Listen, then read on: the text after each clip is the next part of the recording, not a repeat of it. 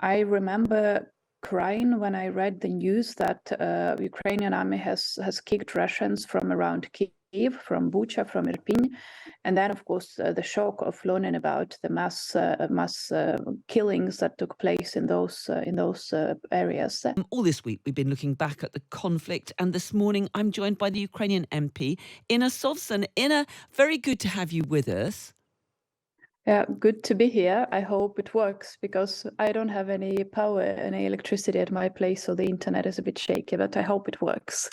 Yeah, just one of the experiences that you and others there in Kyiv are experiencing. Tell us, while we have you on the line, and let's keep our fingers crossed, what your Christmas was like in Kyiv. Well, it was very quiet. I was just with my son. I'll tell you the truth. I didn't feel the Christmas spirit. I think I was faking it for the sake of my son. I think that was the only reason I actually got into any celebration because, you see, my partner is on the east in the army. So I wake up and worry about him every single second that I'm awake. So yeah, I don't really have the Christmas spirit. I just, I think I did what I had to do for my son. That was basically it. It's been such a difficult year, and so much has happened since the invasion in February. Are there particular moments that stick in your mind, Inna? Well, there are several, of course, and they're actually all related to the successes of the Ukrainian army. I remember crying when I read the news that Ukrainian army has kicked Russians from around Kyiv, from Bucha, from Irpin, and then, of course, the shock of learning about the mass killings that took place in those areas. Then I remember Kharkiv region. I'm originally from Kharkiv, and I was born and raised there. So Russians retreating from Kharkiv region in a very speedy pace.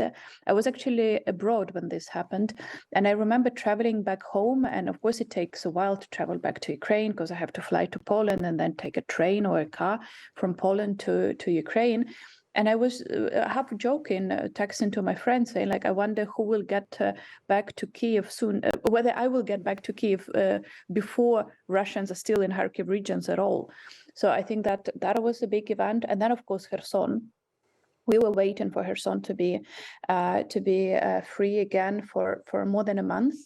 It was clear that things are happening there, but it was a very tense period. We were waiting for the news for quite some time. I couldn't believe when it was actually happening until we actually saw the pictures of Ukrainian soldiers on the streets of Kherson and people in Kherson hugging, crying, singing the national anthem, waving the national flags, all of that.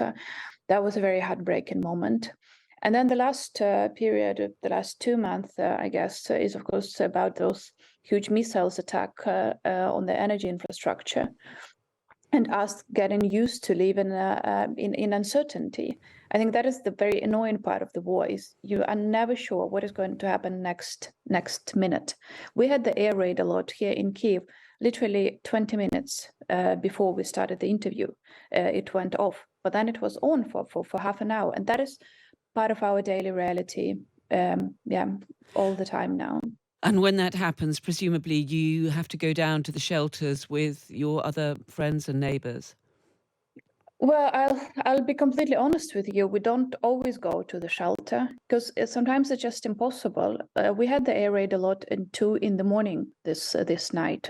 I was actually doing the interview for an American media at the time when the air raid sirens started blaring. And you cannot do that every single time you hear those sirens because they happen a couple of times a day.